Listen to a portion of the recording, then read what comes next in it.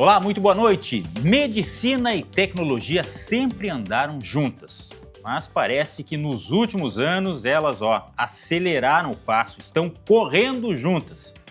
Sim, prova disso é o Future and Innovation Health Forum. O nome é complicado, mas já a gente explica mais. Um evento que pretende reunir centenas de profissionais de saúde neste fim de semana para debater a inovação na área. Para nos contar o que podemos esperar dessas novas tendências, eu converso agora com a médica oncologista e coordenadora do Fórum, Alessandra Morelli. Doutora, muito obrigado pela sua presença e nos diga de que forma a tecnologia, a inteligência artificial vão ser abordados neste evento. Boa noite, Glauco. É um prazer conversar um pouquinho com você sobre esse evento que realmente é extremamente importante no nosso dia a dia, frente a toda essa revolução que vem acontecendo na medicina.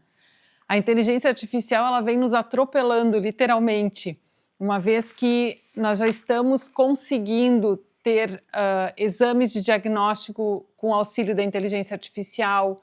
Recentemente nós tivemos, ontem mesmo foi publicado pela Microsoft, uma nova tecnologia que é baseada como se fosse um GPT, no mesmo estilo do GPT, para auxiliar no diagnóstico de doenças. E essa tecnologia ela foi comparada, para vocês terem uma ideia, com médicos avaliando pacientes e oferecendo que tipo de exames esses pacientes teriam que ter para fazer um determinado diagnóstico. Diagnósticos difíceis. Uhum. E se avaliaram cerca de 304 casos difíceis que já teriam sido publicados e já teriam sido debatidos. A IA conseguiu resolver os casos em 80% versus 20% de médicos que foram convidados para avaliar os casos. Então, assim, com custo pela metade. Por exemplo, quando eu tenho uma suspeita de um diagnóstico, eu vou pedir alguns exames para o meu paciente. A inteligência artificial consegue reduzir o volume de exames e aumentar a acurácia do diagnóstico. Então, tudo isso vem acontecendo no dia a dia e a gente precisa saber lidar com isso. Bom, a senhora estuda muito esse assunto, né? A doutora Alessandra, ela é médica oncologista, especializada em câncer de mama, ginecológico. Neste caso, a assertividade, pelo seu conhecimento, estamos falando de 80%. Uhum. É um índice elevado mesmo ou ainda é perigoso porque os 20% significam muito? Na verdade, foi a comparação de 80% da inteligência artificial, a assertividade no diagnóstico, versus 20% de Quer médicos. dizer, tudo que tinha naquele banco de dados ali foi utilizado a ponto de ter esse resultado super bom, dá para considerar assim. Exato, exatamente. Então, é lógico que isso foi uma publicação inicial de uma ferramenta criada pela Microsoft, de inteligência artificial focada na saúde. E é lógico que existe, a Google está fazendo a mesma coisa, a Amazon provavelmente a mesma coisa. Então, o que a gente vem assistindo? Um volume de dados que já são disponíveis no mundo, em termos de bancos de dados de casos clínicos, bancos de dados de exames, que começam a integrar essas informações e tornar essa inteligência melhor que o raciocínio clínico de um médico. Então, como é que o médico vai se posicionar frente a isso? Que tipo, nós vamos usar essa inteligência para nos auxiliar no dia a dia? Então, esse porque é o eu imagino mote que tenha também, talvez o termo não seja adequado, mas uma certa repulsa por muitos profissionais, né, que ainda acham que o contato visual, o tato, a verificação em consultório ainda é a melhor alternativa. Sem dúvida. O que vem... provavelmente, assim, na minha humilde visão, o médico ele vai ter mais tempo para essa dedicação do aspecto humano da relação médico-paciente. Então, nós podemos ter o que já existe, por exemplo, na China, já existe um hospital todo modulado de inteligência artificial com robôs atendendo pessoas. Isso já existe hoje. Mas será que é isso que o ser humano precisa e quer? Uma coisa é o diagnóstico, a precisão, o exame, maravilha. Mas quando você vai num médico, você quer só o diagnóstico ou você quer alguém que lhe escute, que lhe entenda, que escute o aspecto do seu dia a dia? Então, esse é o equilíbrio que nós vamos ter que encontrar. Porque nós temos também aí uma questão cultural também, que tem que Sem ser dúvida. considerada, de uma população que está acostumada com a alta tecnologia, no caso da China. Eu me vi imaginando aqui, por exemplo, nos automóveis. Os automóveis, eles entram no lugar, um scanner é capaz de detectar a anomalia. Isso. Daqui a pouco a gente já está vivendo isso na medicina, por que não? Sim, sem dúvida, é mais ou menos isso. E é para isso que, então, a importância desse evento que nós vamos realizar no final de semana é para que a gente passe a discutir isso no meio científico e que a gente entenda qual é o papel nesse momento dessas ferramentas e como nós podemos utilizá-las da melhor forma possível.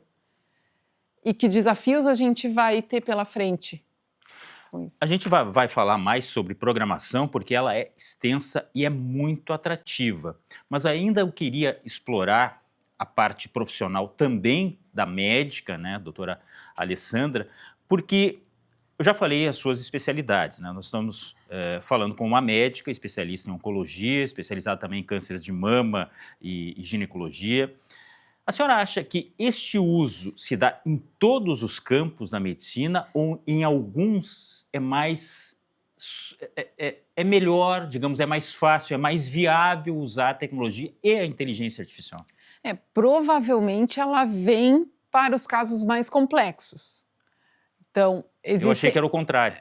Provavelmente ela começa a vir nos casos mais complexos em que a gente precisa de mais auxílio de raciocínio clínico e de que tipo de exame eu preciso solicitar para esse paciente que vem com essas características e nós não estamos encontrando um diagnóstico assertivo. Então, provavelmente nessas situações. Já existem também ferramentas auxiliando radiologistas a identificar tumores com precocidade de até 3 anos.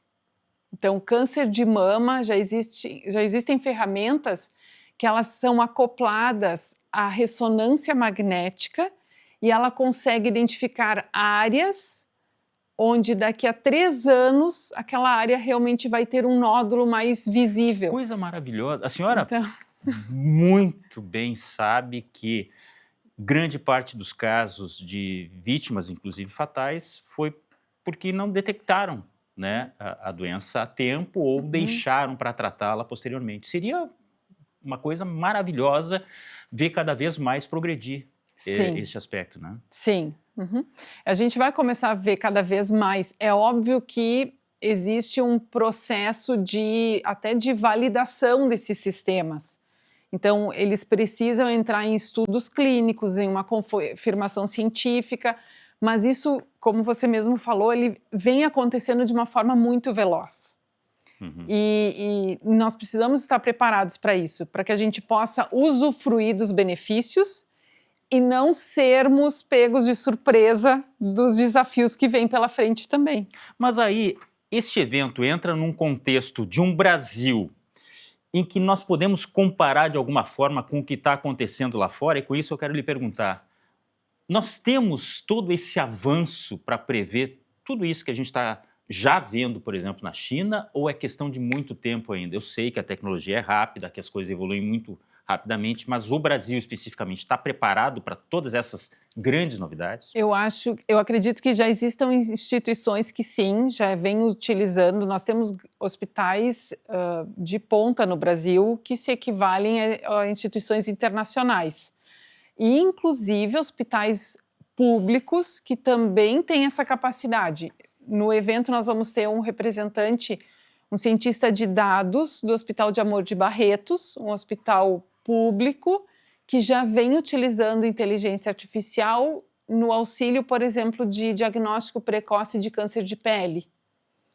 Então, ferramentas para auxílio também, rastreamento precoce de câncer de mama. Só que, claro, são trabalhos que muitas vezes não são divulgados na grande mídia e acabam não sendo, né, as pessoas acabam não sabendo. Então, esse evento ele vem exatamente também para isso, para que as pessoas passem a ter conhecimento do que já vem sendo feito no Brasil. Quando eu digo que a doutora Alessandra, ela vive muito intensamente essa questão do avanço da tecnologia e do uso da tecnologia, é porque ela tem, inclusive, um elemento que ela usa da tecnologia para monitorar os seus pacientes. Me explique, como é que funciona isso? Isso, o TUME é um aplicativo que nós desenvolvemos já há alguns anos, já fazem 7 anos que a gente começou esse processo e foi aí que eu acabei entrando nesse mundo de inteligência artificial, de tecnologia na saúde. O TUME, ele é uma plataforma digital que se apresenta para o paciente na forma de um aplicativo. Os pacientes instalam um aplicativo no seu celular, ele é gratuito, e durante o tratamento do câncer, é normal que a pessoa tenha toxicidades, tenham sintomas do tratamento. Então, pode ter febre, pode ter dor de cabeça, enjoo. A pessoa vai digitando e clicando no que ela vem sentindo, ela classifica, então o aplicativo vai perguntar, por exemplo, se a pessoa teve diarreia, quantas vezes, quantos episódios por dia e assim por diante. E um algoritmo vai informando o paciente se aquilo é grave a ponto de precisar procurar um hospital ou se aquilo faz parte do tratamento e passa algumas orientações genéricas. E do outro lado, a equipe de saúde pode monitorar em tempo real. O que o meu paciente registra no aplicativo, eu visualizo no meu computador. E posso interagir no mesmo momento com o paciente. Então, o que nós estamos vendo com essa plataforma é que a gente consegue reduzir custos de idas à emergência desnecessárias, de hospitalizações, porque nós atuamos já precocemente nessas toxicidades. Então, além da redução de custo financeiro do sistema, um custo emocional, todos nós sabemos... Sim, ainda mais falando da parte de oncologia, né? E o quanto é desafiador ir para uma emergência. Claro, claro. Nos dias de hoje. O seu trabalho melhorou muito com o uso deste aplicativo também, porque nós falamos do paciente, mas sem dúvida o seu também. Otimiza também? Otimiza, a gente acaba... A informação que eu recebo do meu paciente, ela já é qualificada. Então, é diferente, por exemplo, quando o paciente nos manda um WhatsApp dizendo assim, estou com febre, o que eu faço? Quando eu tenho esse paciente dentro da plataforma, eu sei qual foi o grau da febre, se foi só febre, se ele já teve outras alterações. Eu tenho todo o histórico desse paciente ali, eu consigo ter mais assertividade na minha avaliação da gravidade. E se isso acontece na madrugada, que porventura eu não esteja disponível, o meu paciente sabe se ele pode ficar em casa ou se ele realmente tem que ir para uma emergência. Então, isso nos dá mais segurança. Interessante, muito interessante o aplicativo. A senhora conseguiu já, durante todo esse tempo, tirar uma base de informações, porque eu imagino que isso seja muito interessante para a senhora para fazer... Não vou falar em planilha, porque seria uma coisa muito, né, simplória, mas tirar informações, tabular dados ali que lhe deem mais luz para o futuro. Sim, tem dados riquíssimos. Nós temos um estudo que inclusive vai ser publicado, já foi aceito por uma revista internacional, Journal of Clinical Oncology Informatics. Ele já está na fase de impressão mesmo, um estudo que foi feito com o Hospital de Amor de Barretos, onde 94% das queixas reportadas pelas pacientes foram resolvidas pela equipe de enfermeiras que monitoravam essas pacientes sem precisar ir para um médico em até 72 horas. Então, nós já temos essas informações, nós temos uma operadora de saúde que nós reduzimos em 3 meses R$942 mil de custo por conta desses pacientes que eram monitorados de forma mais precoce. E tem algo que não é mensurável, que é a qualidade do tratamento, a própria qualidade de vida de quem está fazendo o tratamento. Isso não tem como medir, né? Sim. Eu imagino que só o fato de não estar na fila, não estar esperando no hospital, seja algo... Uma curiosidade, doutora. Eu falo nós, porque eu já tenho uma idade, né, não sou da geração que nasceu com o celular, enfim.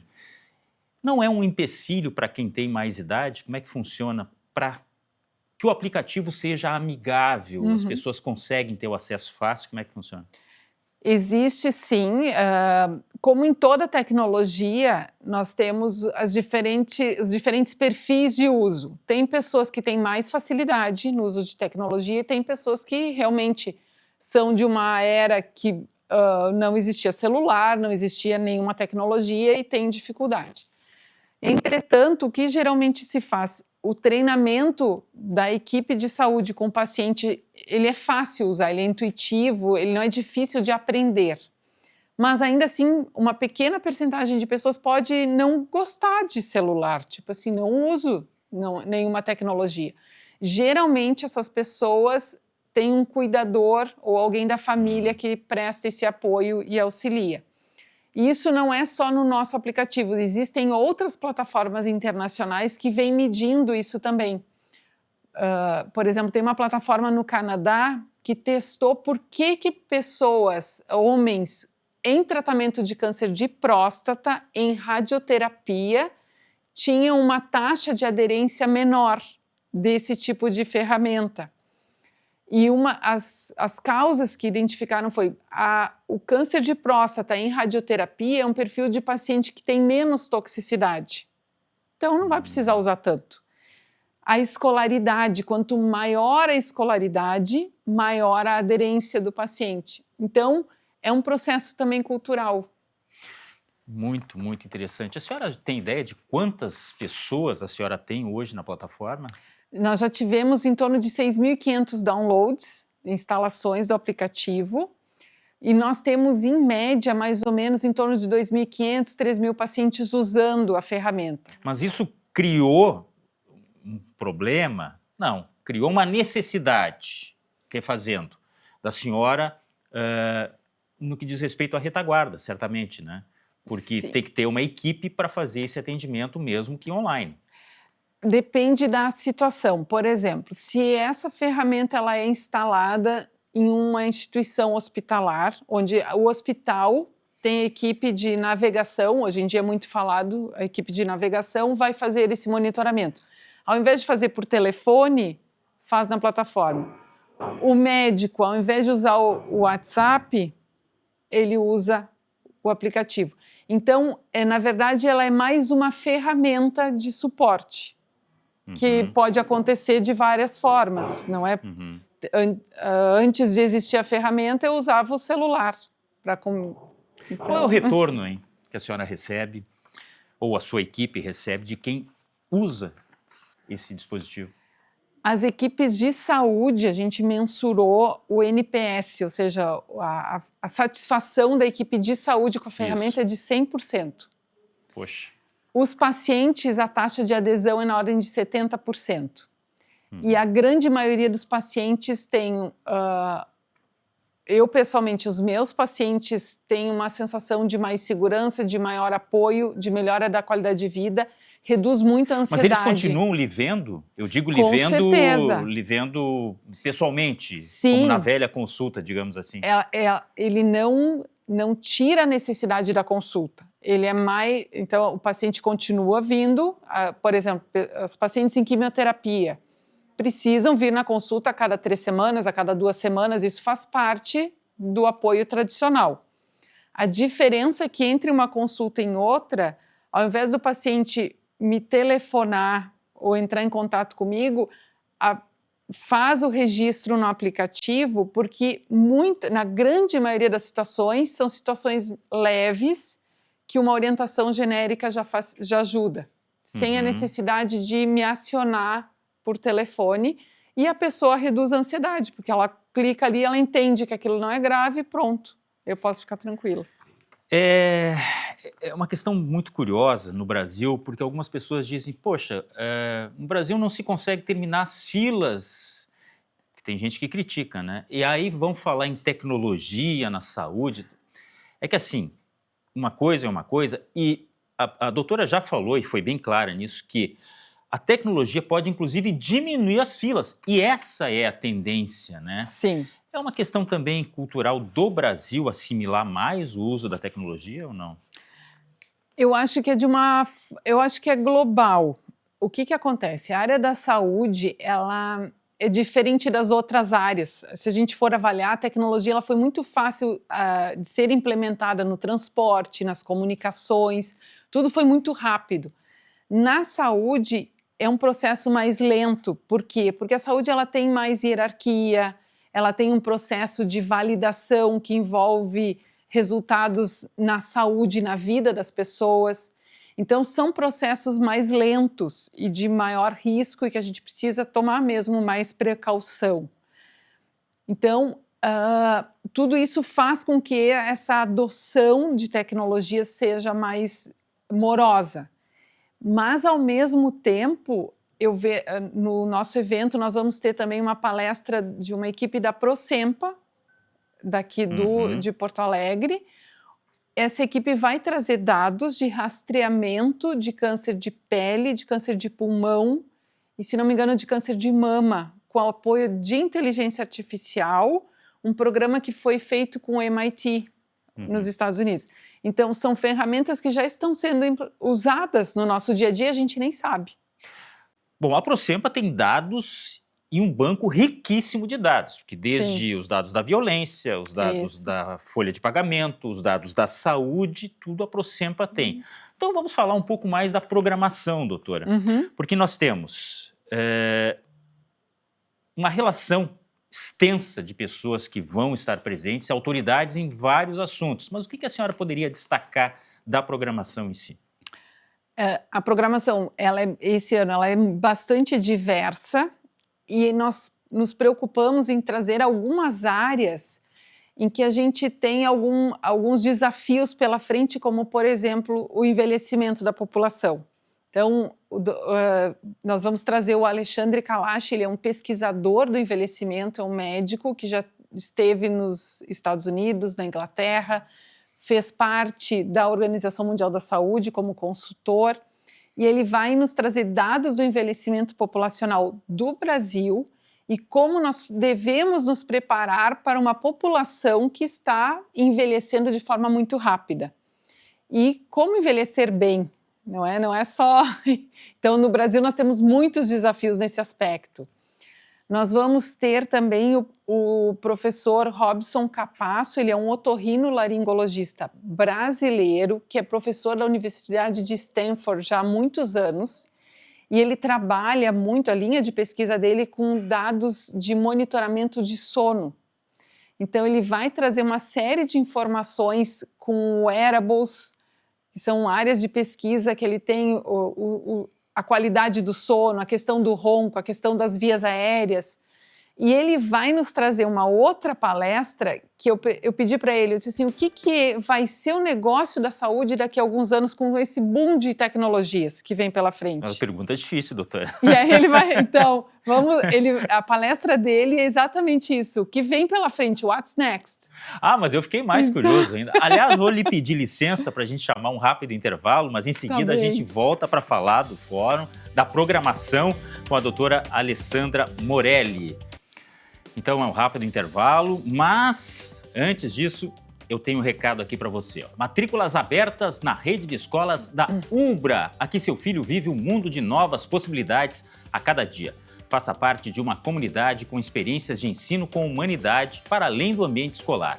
Aqui você encontra atendimento individualizado, valorização do esporte em todos os níveis de ensino, ênfase na língua inglesa, iniciativas e projetos inovadores. E ainda conta com aulas de robótica, educação tecnológica e cultura maker, além de desenvolver em nossos alunos uma mentalidade empreendedora. Tudo isso com preparação para vestibulares e Enem inserida no dia a dia durante toda a jornada do aluno. Acesse ubra.br/escolas e agende sua visita agora mesmo. Nós já voltamos.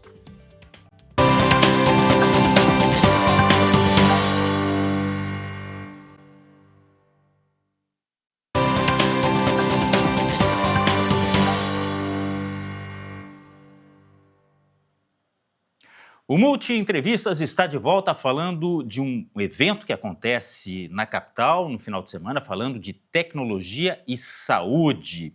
E quem está conosco aqui hoje é a doutora Alessandra Morelli, que é a responsável por este evento, o Future and Innovation Health Forum.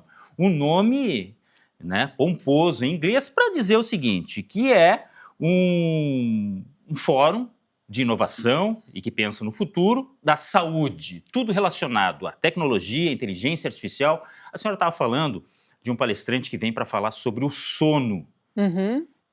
Discorra um pouco mais, porque isso atinge milhões e milhões de brasileiros, e imagina no resto do mundo. Sem dúvida.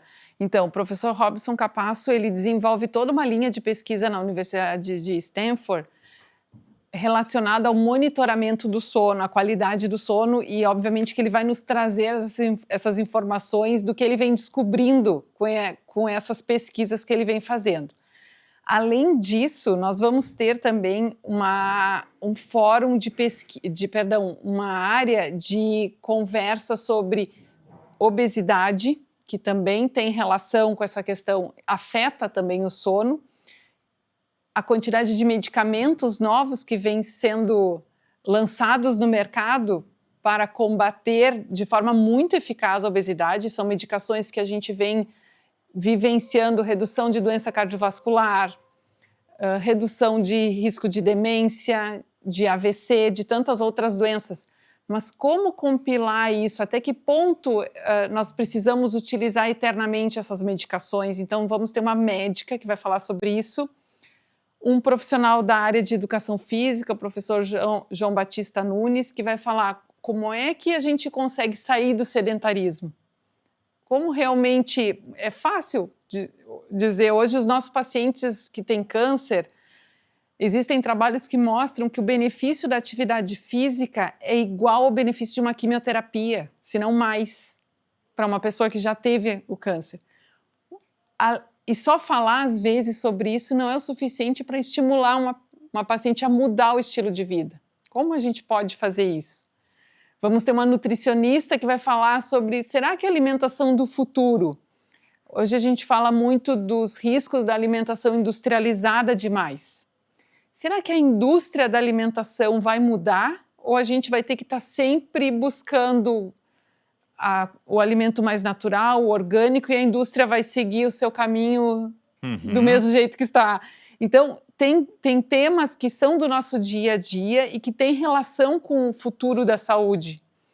E é essa ideia de integração. E o que eu vejo, muitas provocações, né? Sim. São perguntas que talvez a resposta não esteja naquele momento, mas Exato. São discussões. Eu acho que isso é muito importante, né? Sim. E muita gente, olhando para o nosso quintal, muita gente aqui do Rio Grande do Sul também participando. Sem dúvida. Nós vamos ter um painel que a gente chama de pitch reverso.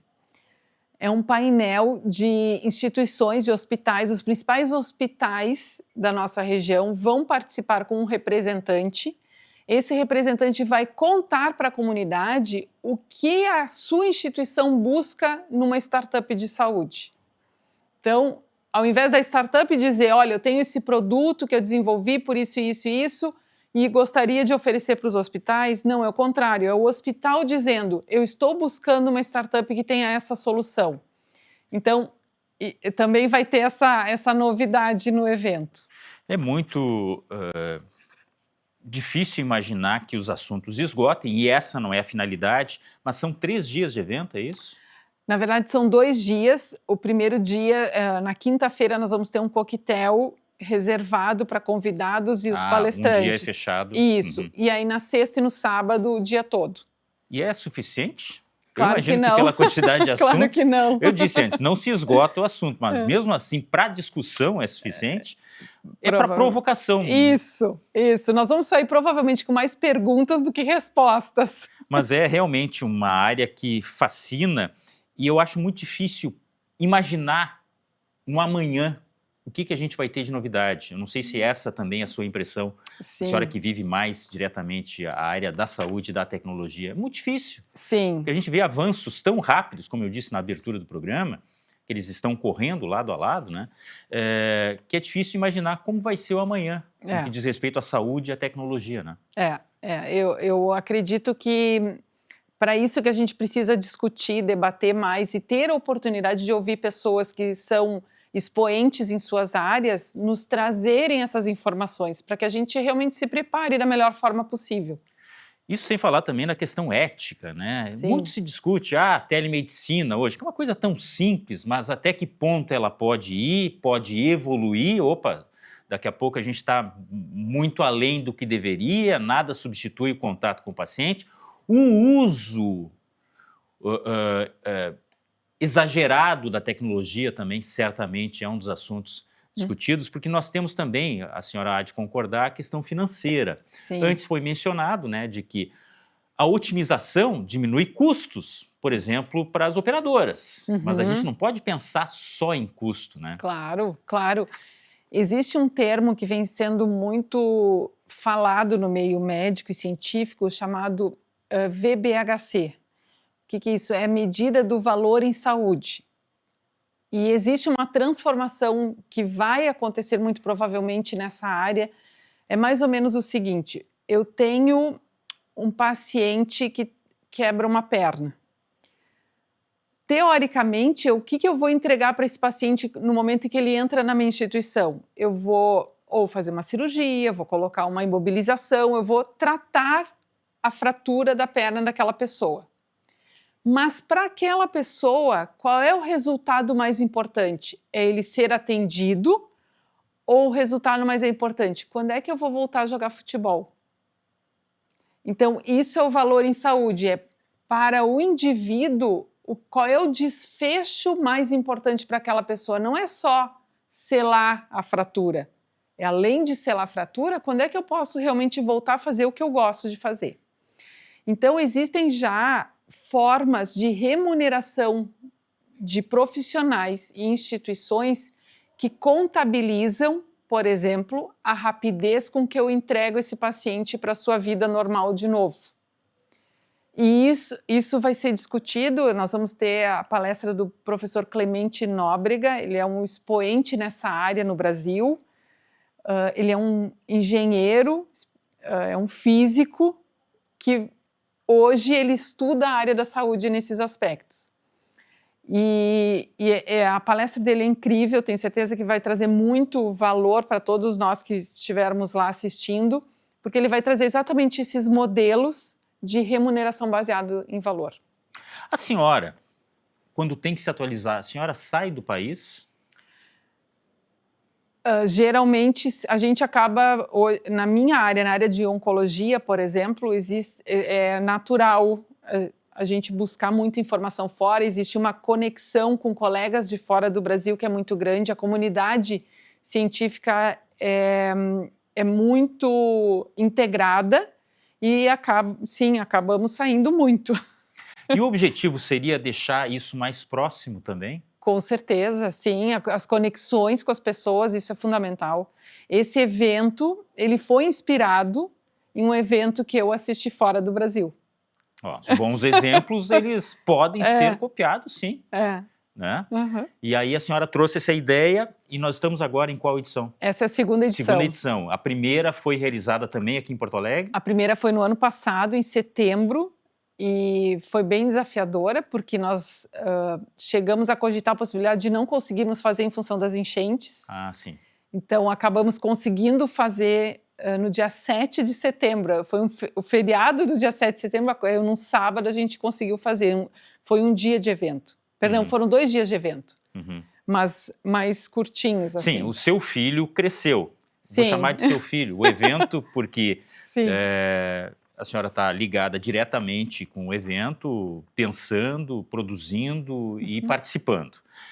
Cresceu e bastante, né? Sim, praticamente a gente dobrou o volume de participantes. Hoje nós já estamos com mais de 400 inscritos.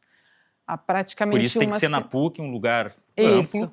Isso, um lugar amplo, confortável, não é com toda a estrutura que o evento merece.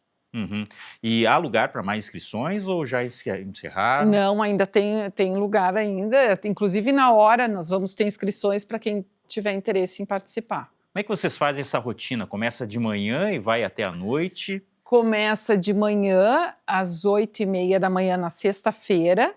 Nós temos um intervalo no meio da manhã, meio-dia um intervalo de 1h30 e à tarde até às 5h30 da tarde. No primeiro dia nós vamos ter um coquetel às 18 horas e reiniciamos no sábado de manhã às 9 horas. E era nesses moldes que a senhora acompanhou lá fora ou tem coisa que precisou ser adaptada? Precisou ser adaptada. Lá fora, que talvez a gente ainda consiga fazer aqui, foi um evento de mais imersão. Os participantes, eles ficavam todos dentro de um hotel único, então as pessoas dormiam no hotel, tomavam café juntas, então existia uma conexão entre os participantes maior do que essa que a gente consegue fazer aqui.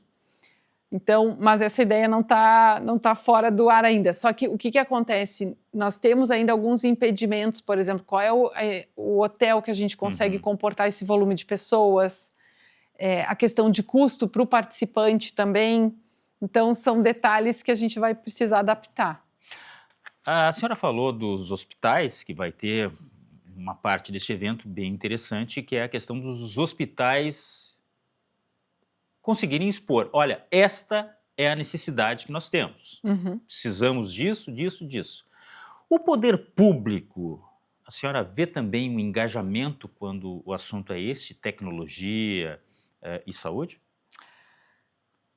Talvez ainda exista a necessidade de uma redução da burocracia para o poder público conseguir usufruir desse tipo de tecnologia. O que eu percebo é que, às vezes, por questões jurídicas, é mais moroso o processo, existem um volume maior de instâncias, de pessoas, a gente tem que ter um convencimento maior daquela instituição. Então, ou a instituição tem já esse direcionamento para a incorporação de tecnologias e um processo ágil, porque, do contrário, são muitas barreiras que precisam ser quebradas. Então, isso a gente ainda precisa também... depende muito de cada instituição, mas no meu dia a dia o que eu vejo é isso. Parece uma bobagem, uma coisa muito pequena, mas o exemplo que eu vou dar, por experiência própria, hoje, se a pessoa chegar numa unidade de saúde, ela consegue ser vacinada sem sua carteira de vacinação, os dados estão ali, estão no banco de dados, enfim... mas na mesma unidade de saúde, de repente, se ela precisar fazer um exame de sangue, essa coleta vai ser levada para um ponto de referência lá longe, que depois vai voltar 4 horas após a realização. Quer dizer, algo funciona, mas algo ainda precisa.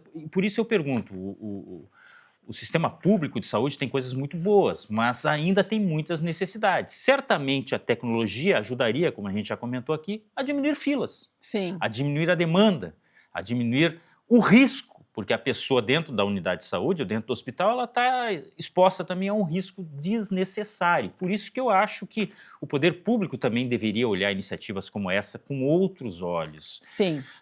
E aí entra a diminuição da burocracia, de repente aquele cara que está lá para carimbar, aquele cara que está lá só para fazer um encaminhamento que de repente a própria tecnologia se encarregaria de fazer. Com certeza. E aí, gestão entra também na discussão da programação, a questão de gestão do sistema de saúde, gestão, de repente, hospitalar? Vai entrar muito nessas discussões de valor em saúde. Nós vamos ter algumas instituições públicas que vão participar, dando o seu exemplo, como o Hospital de Amor de Barretos, a própria Procempa, que vai trazer esses modelos. Que seria uma parceira maravilhosa. Nós vamos ter uma sessão de pesquisa clínica que é incrível. Nós vamos trazer exemplos de 2 médicos que fizeram verdadeiras transformações da pesquisa clínica no Brasil, do acesso à pesquisa clínica. O Dr. Carlos Barros, que criou o primeiro grupo latino-americano de cooperação em pesquisa clínica na América Latina, e o Dr. Fábio Franck, que foi um oncologista que mora em Ijuí, uma cidade do interior, e transformou o acesso a novos tratamentos naquela região através da pesquisa clínica. Então, os dois vão contar um pouquinho das suas respectivas histórias Nós vamos ter o diretor executivo da ANAP trazendo também, aí sim, em termos de legislação, o que foi feito no Brasil para acelerar a aprovação de estudos com novas medicações. Era um processo extremamente moroso, o mundo todo já abria os estudos com mais velocidade. Quando nós conseguíamos abrir, o volume de pacientes já estava quase completo daquele estudo. E aí acabava que o Brasil não conseguia participar. Através da movimentação que esses profissionais fizeram, hoje o Brasil consegue acelerar esse processo e nós estamos nos tornando referências em algumas áreas no mundo em termos de pesquisa clínica. Estava pensando aqui que coisa interessante também, aproximar Porto Alegre de São Borja, de Uruguaiana, os grandes centros do interior, porque o paciente tem um problema muito grande no deslocamento. A gente sabe que existe, mas é muitas vezes desnecessário. A tecnologia conseguiria também suprir essa questão. Sim. Que é unir o grande centro, o polo. No caso de Ijuí, não precisa falar nem de região metropolitana. Ijuí é um polo daquela região. Exatamente. E pode se aproximar de outras cidades do interior através do uso da tecnologia. Exatamente. Então, é uma coisa, né, interliga na outra e aí a tecnologia ela abre ainda mais, expande ainda mais. Doutora, frisando então, reforçando a programação, sexta, quinta é fechado, uma programação mais privada, sexta e sábado são as programações abertas aos inscritos, é isso? Isso, a partir das 8h30 na sexta-feira, teremos inscrições na hora. Quem tiver interesse pode acessar o site do evento, Future and Innovation Health Forum. A gente pode colocar depois nos comentários aqui da programação. E é aberto, então não existe nenhuma restrição. Quem tiver interesse no tema pode participar e essa é a ideia, que a gente possa unir profissionais de diferentes áreas para discutir a saúde. E tenho certeza, nós vamos receber colegas, pela primeira vez o evento vai receber palestrantes internacionais, de fato, que moram no exterior. E é um prazer imenso receber todos vocês lá. Assim como foi um prazer imenso de receber também aqui no Multi Entrevistas. Muito obrigado, doutora Alessandra Morelli. Sucesso mais uma vez neste evento que agora cresceu e, olha, vai crescer ainda mais. O assunto é muito interessante. Obrigado mesmo, bom trabalho. Obrigada. Agora vamos ao comentário de Taíla Telequem, que traz as melhores atualizações sobre economia e finanças no Brasil. Olha aí. Olá, pessoal, tudo bem? E nós seguimos, então, com a polêmica do IOF. Agora, o PSOL, o partido político PSOL, ingressou com uma ação de inconstitucionalidade diretamente no STF, no Supremo Tribunal Federal, para revogar os efeitos do decreto legislativo que, por sua vez, derrubou os decretos presidenciais. Segundo o PSOL e segundo também a AGU, que já falou, que é a Advocacia Geral da União, que já falou que vai também ingressar com uma ação de inconstitucionalidade no STF, segundo eles, os decretos presidenciais são válidos porque seguiram o que está na Constituição, então está dentro dos poderes do presidente da República e não haveria motivos para o Congresso derrubar esses decretos. Então o STF vai agora julgar, primeiramente por meio de liminar, qual é o decreto válido e também qual é o lapso temporal que ele é válido. Isso porque teve um período de alguns dias entre os decretos presidenciais e o decreto legislativo, no qual as alíquotas do IOF estavam majoradas, estavam maiores. E o decreto legislativo, ele não foi claro no sentido de quais são os seus efeitos. Ele fala que sustam os efeitos, mas ele não fala em relação ao qual é o decreto válido durante esse período. Ele não foi claro nesse sentido e agora vai ficar também para o STF definir essa questão de validade dos decretos e quais vão ser as alíquotas válidas para o IOF. Ainda vai ter bastante discussão nesse contexto, vamos acompanhar os próximos dias. O governo federal anunciou hoje o Plano Safra Empresarial. Serão destinados mais de 516 bilhões de reais para o financiamento do agronegócio brasileiro. As entidades representativas dos produtores compartilham agora uma análise do plano. Olá, meu nome é Antônio da Luz, eu sou economista, e se você, assim como eu, odeia fake news, você vai adorar este vídeo que eu vou fazer sobre o Plano Safra, que foi anunciado hoje pela manhã, onde o governo anunciou um valor de 516 bilhões de reais para a agricultura empresarial. 516,2. Ponto número 1. Este valor é maior ou é menor do que o do ano passado? Bom, no ano passado, o governo tinha anunciado 508 bilhões e meio. E agora são 516,2, ou seja, 8 bilhões a mais. Este valor não cobre sequer a inflação dos custos de produção, mas ele, em termos nominais, é maior comparado anúncio versus anúncio. Ponto número 2. O que desse valor efetivamente o governo controla e o quanto que é livre de mercado? Ou seja, o produtor e banco se acertam. É os juros de mercado. 2% ao mês, 3% ao mês. Vamos lá, o recurso efetivamente controlado são 113,8 bilhões. Ou seja, dos 516, o governo controla 22%. Todo o restante, 78%, mais de 400 bilhões de reais, são recursos livres de mercado, que não deveriam sequer ser anunciados. O que o governo deveria anunciar em Plano Safra é o recurso que ele controla, que ele equaliza. O que é de mercado, ele não deveria sequer anunciar. Porque depois, quando dá problema, ele não quer nem saber dessa questão. Ponto número 3. O valor efetivamente controlado pelo governo aumentou ou não aumentou?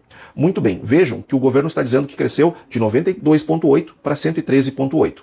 É verdade. Só que se eu comparar o que foi anunciado com o que foi anunciado, ano passado o governo tinha anunciado 138 bilhões de recursos controlados. Só que daí começou a ter contingenciamento, começou a ter suspensões, etc. Ficou em 92,8. Ou seja, em relação ao que efetivamente aconteceu, o governo está anunciando o crescimento. Mas quando eu comparo o que foi anunciado com o que está sendo anunciado agora, nós temos queda nos valores que efetivamente o governo controla. E como eu disse, o governo controla apenas 22% desse anúncio todo.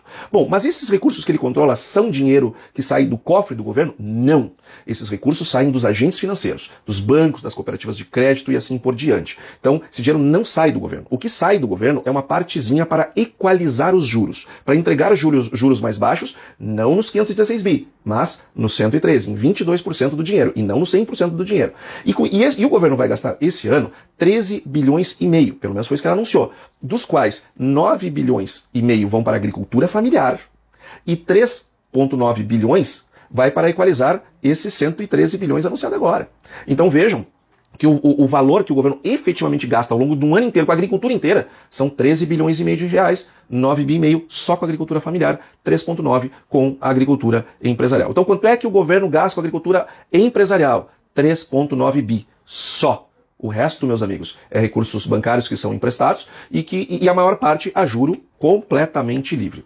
Vamos para mais um ponto. Eu falei de anúncios. Vamos ver agora o que é efetivo. O governo, dos 400 bilhões anunciados no ano passado, sem as CPRs, o governo, realmente os produtores tomaram 274 bilhões da agricultura empresarial, ou seja, 32% a menos do que foi anunciado. Bom, mas esses números são de julho a maio, dados oficiais do Banco Central. É verdade, falta um mês, o mês de julho, do mês de junho. Será que no mês de junho vão tomar 32% do Plano Safra? É claro que não. Ou seja, o governo ele está anunciando um valor, mas efetivamente está saindo outro. Bom, eu não vi nada de positivo nesse Plano Safra? É claro que vi. Eu vi um discurso do ministro Favro, um discurso muito bom, um discurso mostrando a importância da agricultura brasileira para o mundo, discurso acertado. Também vi uma importante preocupação, uma clara demonstração de preocupação com a situação do Rio Grande do Sul, o que nós vemos como positivo, o aumento do teto do Pronamp de 3 milhões para 3 milhões e meio, positivo, e uma elevação do PCA para 12 mil toneladas, o que também é positivo. O que eu vi de negativo nesse Plano Safra?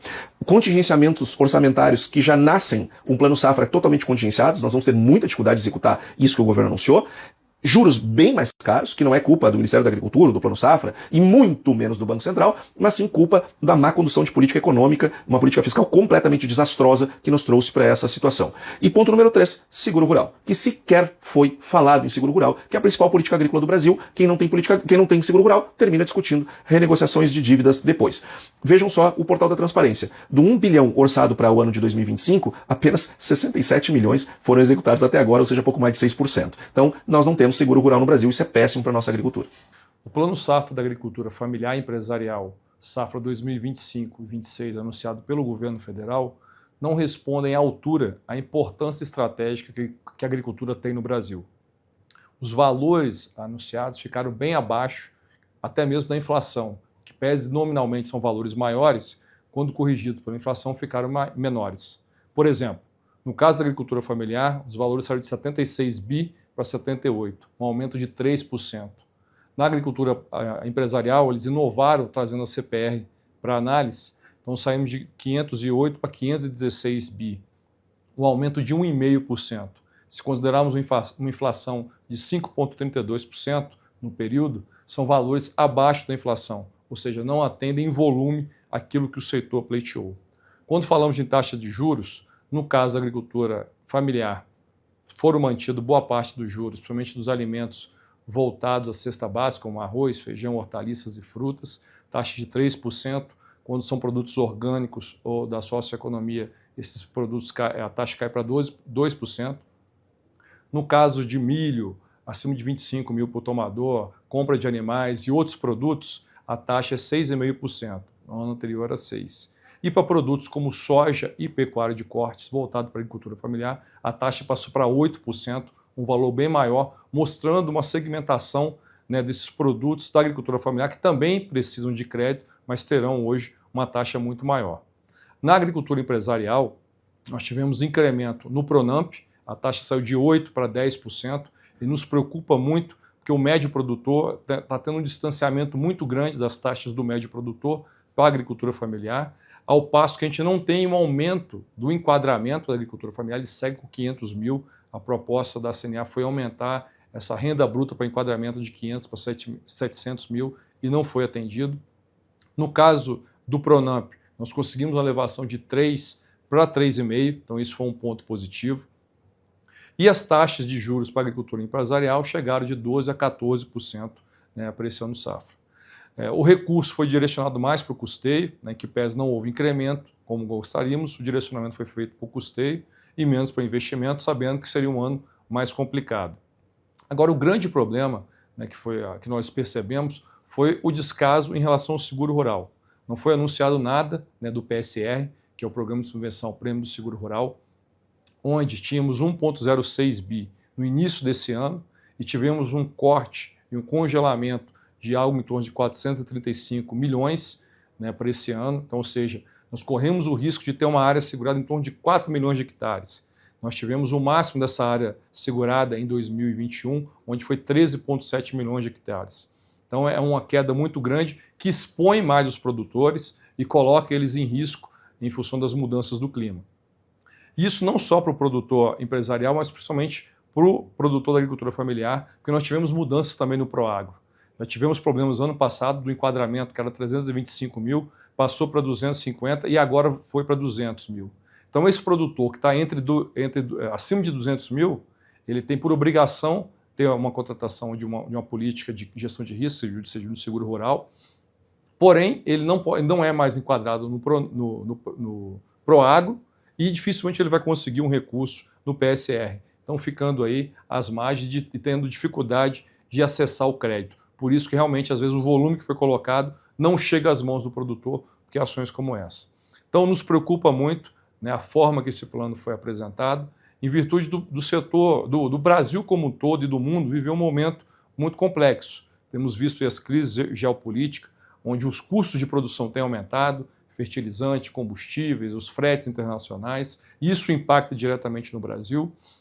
Temos visto uma desaceleração da economia, uma taxa Selic de 15%, que vai onerar o crédito privado também. Então, mais do que nunca, precisaríamos do plano safra robusto para que o produtor seguisse investindo, seguisse produzindo, aumentando a sua produção e produtividade, como ocorreu esse ano, ajudando o país não só a reduzir a inflação, como gerando divisas para a economia brasileira. Esse ano a expectativa é que o PIB do agronegócio chegue a 29% do PIB Brasil. Isso por quê? Porque os produtores acreditaram e tiveram como investir em processos tecnológicos mais modernos para aumentar a produção.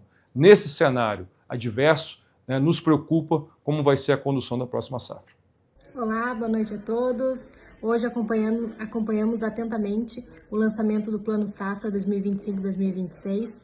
Acompanhamos aqui na Farsul, junto ao presidente Edião, ao vice Dr. Domingos e também ao economista-chefe Antônio da Luz, onde na parte que nos toca, na parte da sustentabilidade, nós tivemos o incremento da produção mais sustentável, que é uma pauta que visa atender a sustentabilidade no Plano Safra. Então, no que tange a produção mais sustentável, nós temos linhas de créditos específicas para quem tem o Cadastro Ambiental Rural, o CAR, homologado, que no caso do Rio Grande do Sul são poucos, muito devido à ação civil pública do Bioma Pampa, que já foi resolvida, e no futuro nós poderemos nos enquadrar nessa pauta, e há programas de sustentabilidade, principalmente em linhas de baixo carbono. São aquelas linhas do Renova Agro e que visam a mitigação do carbono. São elas plantio direto, diminuição do dado da abate animal, recuperação de áreas degradadas, integração lavoura, pecuária, floresta, silvicultura. Então, são gamas importantíssimas e que têm uma linha de crédito específica devido ao seu potencial de mitigação de carbono nas suas atividades produtivas. Aqualocos no inverno e no verão. Aqui não tem tempo ruim, tudo é alegria. Curtir o dia numa boa com toda a família. Aqualocos é pura diversão. Faça chuva ou faça sol, no inverno e no verão. É Aqualocos, yeah. O Multi Entrevistas fica por aqui. Boa noite a todos e até amanhã.